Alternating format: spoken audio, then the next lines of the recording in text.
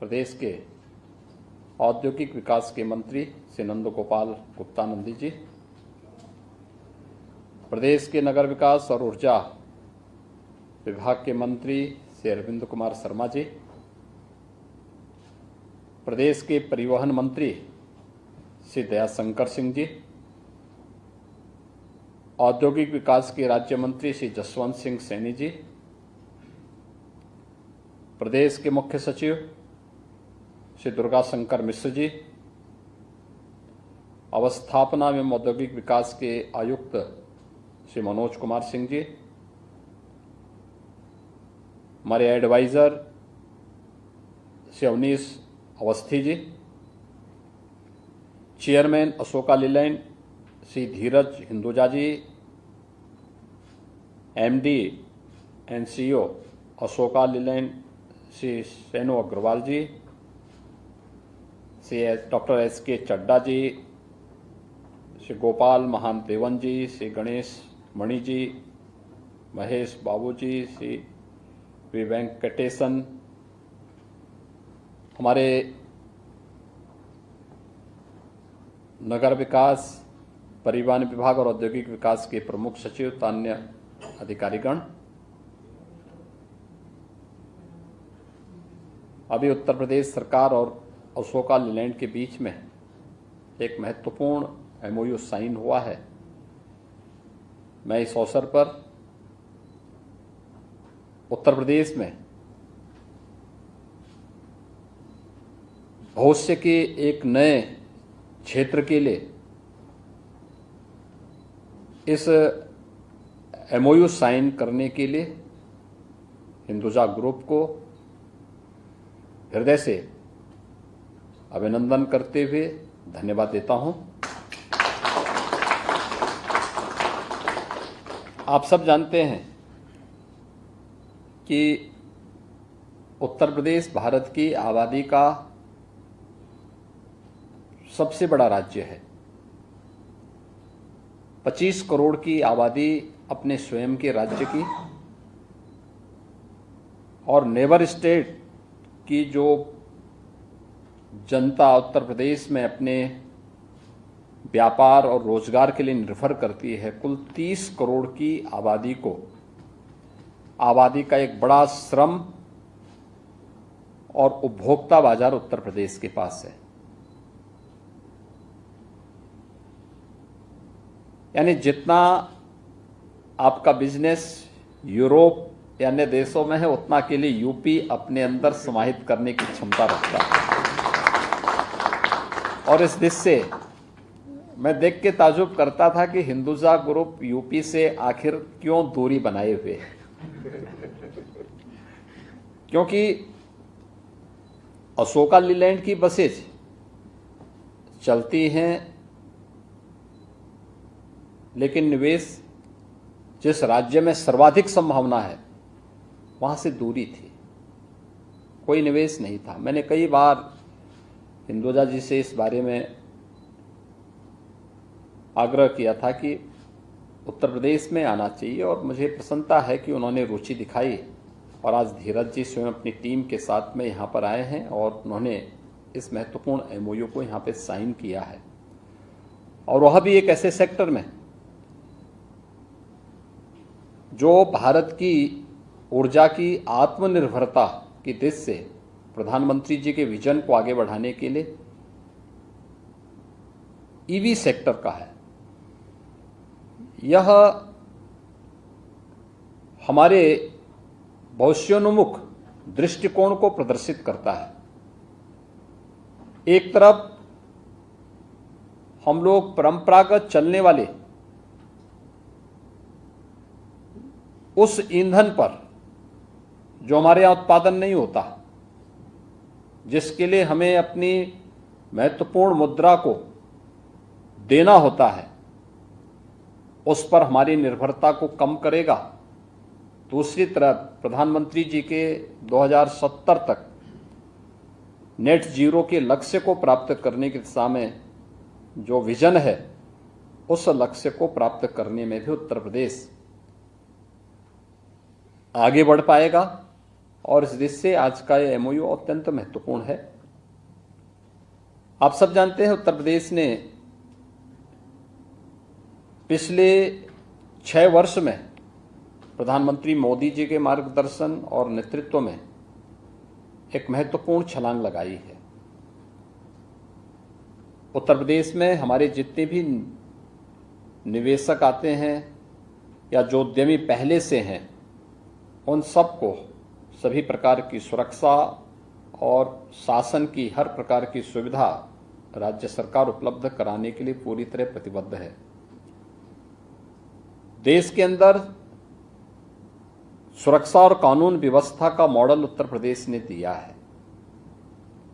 6 वर्ष में जिस उत्तर प्रदेश में 6 वर्ष पहले हर दूसरे तीसरे दिन एक बड़ा दंगा होता था, 6 वर्ष में एक भी दंगा नहीं हुआ। उत्तर प्रदेश इतनी बड़ी आबादी के साथ बहुत अच्छे ढंग से कार्य करते हुए आगे बढ़ रहा है। तो दूसरी ओर निवेश के एक बेहतरीन गंतव्य के रूप में प्रदेश की इन संभावनाओं को आगे बढ़ाने के लिए भी ईज ऑफ डूइंग बिजनेस की रैंकिंग में व्यापक सुधार, 14 से नंबर 2 पर आना। उत्तर प्रदेश के अंदर पिछले 6 वर्ष के अंदर इंफ्रास्ट्रक्चर का एक नया तंत्र विकसित होना। आज आप देख रहे होंगे कि वर्तमान और भविष्य जो हमारी प्रस्तावित एक्सप्रेस हाईवेज हैं, 13 ऐसी एक्सप्रेस वेज वर्तमान में या तो बन चुकी हैं या बन रही हैं। इंटर स्टेट कनेक्टिविटी को हमने बेहतर किया है। देश का पहला इनलाइन वाटरवे वाराणसी से हल्दिया के बीच में प्रारंभ हो चुका है। प्रदेश के अंदर देश के सबसे अधिक मेट्रो उत्तर प्रदेश के अंदर संचालित हो रही है और देश का पहला रैपिड रेल दिल्ली मेरठ के बीच में अगले कुछ महीनों में प्रधानमंत्री जी के कर कमलों से प्रारंभ होने जा रहा है। उत्तर प्रदेश ने अपनी कनेक्टिविटी को बेहतर किया है और मुझे लगता है कि हिंदुजा ग्रुप ने बहुत अच्छा निर्णय समय से किया है। देश का सबसे बड़ा परिवहन का बेड़ा राज्य सरकार के पास स्वयं है। उत्तर प्रदेश परिवहन निगम के पास 14,000 अपनी बसेज हैं और स्कूल बसेज को अगर हम देखेंगे तो इनकी संख्या लगभग 1.5 लाख तक पहुंचती है। आपने देखा होगा भारत सरकार ने जो अपनी नई पॉलिसी लेकर के आए हैं, जिसमें 15 वर्ष पुराने सभी जितने भी वाहन हैं इन सबको अलग अलग फेज में समाप्त करना, और इसी दिशा से हम लोगों ने एक व्यवस्था की है कि राज्य सरकार अपने परिवहन निगम के बेड़े के साथ ही इस समय हम 750 से अधिक इलेक्ट्रिक बसेज उत्तर प्रदेश के अलग अलग नगरों में संचालित भी कर रहे हैं। अभी 2 दिन पहले ही हमारी कैबिनेट ने 3 नई सिटी के अंदर इन बसेस को प्रारंभ करने का, और भी नए सिटी के अंदर अयोध्या के अंदर, सहारनपुर के अंदर, फिरोजाबाद के अंदर भी निर्णय लिया है। यानी ये संख्या काफी आगे बढ़ने जा रही है। देश का पहली सोलर सिटी के रूप में हम अयोध्या को विकसित करने जा रहे हैं। वहां पे हमारा कार्य प्रारंभ हो चुका है, तेजी के साथ कार्य हो रहा है।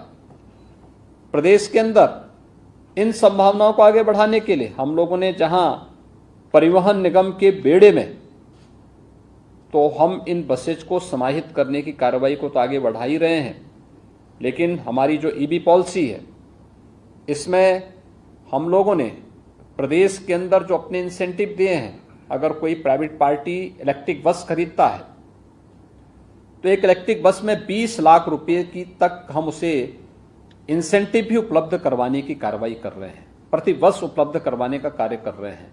और मुझे लगता है कि यह एक बड़ा मार्केट आपके लिए उपलब्ध है, जहां पे स्कूली बसेज, क्योंकि हर एक स्कूल या हर वह संस्थान जो अब तक डीजल या पेट्रोल से संचालित होता था, वह भी इस बात को मानेगा कि नेट जीरो के लक्ष्य को प्राप्त करने के लिए, प्रदूषण मुक्त वातावरण के लिए आवश्यक है कि वह इधर प्रवेश करे। मेट्रो वर्तमान में हम लोग 5 सिटी के अंदर मेट्रो का संचालन कर रहे हैं। प्रदेश की राजधानी लखनऊ में, प्रदेश के पहले जो औद्योगिक नगर के रूप में जाना जाता था कानपुर में, नोएडा, गाजियाबाद और ग्रेटर नोएडा में, आगरा में फरवरी 2024 तक हम मेट्रो की फर्स्ट फेज का कार्य मेट्रो का संचालन प्रारंभ कर देंगे। यानी मेट्रो के संचालन के लिए जो सबसे महत्वपूर्ण होता है उसमें भी इलेक्ट्रिक बसेज का सपोर्ट उसके लिए आवश्यक होता है। यह भी उत्तर प्रदेश के अंदर है और हमें इस बात को ध्यान रखना होगा कि वर्तमान में उत्तर प्रदेश के अंदर सबसे अधिक इलेक्ट्रिक व्हीकल उत्तर प्रदेश के अंदर वर्तमान में संचालित हो रहे हैं। प्रदेश के अंदर चार्जिंग स्टेशन की स्थापना के लिए भी हम लोगों ने अपनी इंसेंटिव दी है। हमारी पॉलिसी इसके लिए उपलब्ध करवा रही है और इसको हम तेजी के साथ इसका विस्तार भी करने जा रहे हैं। आज का यह एमओयू साइन का यह कार्यक्रम अपने आप में हिंदुजा ग्रुप की इन संभावनाओं को आगे बढ़ाने में मदद करेगा।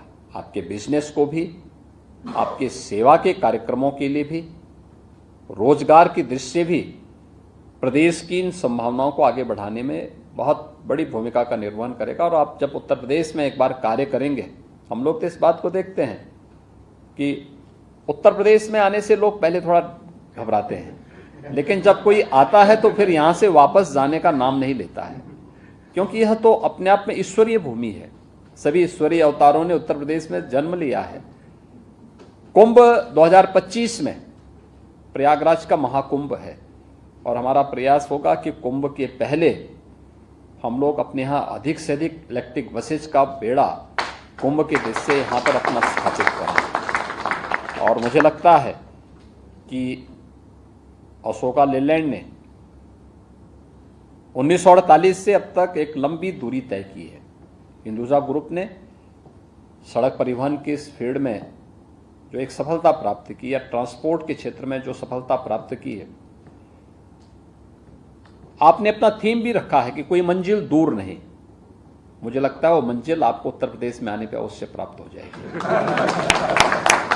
और इस विषय मैं आज के इस अवसर पर धीरज जी आपको और आपकी पूरी टीम को उत्तर प्रदेश आने पर हृदय से अभिनंदन करता हूं और विश्वास व्यक्त करता हूं कि आपका उत्तर प्रदेश में होने वाला यह निवेश आपके ग्रुप को एक नए अनुभव के साथ आगे बढ़ने के लिए प्रेरित करेगा और उत्तर प्रदेश में अधिकाधिक निवेश करने के लिए आपका यह ग्रुप अवश्य यहां पर प्रफुल्लित होगा, प्रोत्साहित होगा। आज के इस एमओयू साइन कार्यक्रम के अवसर पर मैं औद्योगिक विकास विभाग को भी और हिंदुजा ग्रुप को भी एक बार फिर से हृदय से धन्यवाद देता हूं। जय हिंद।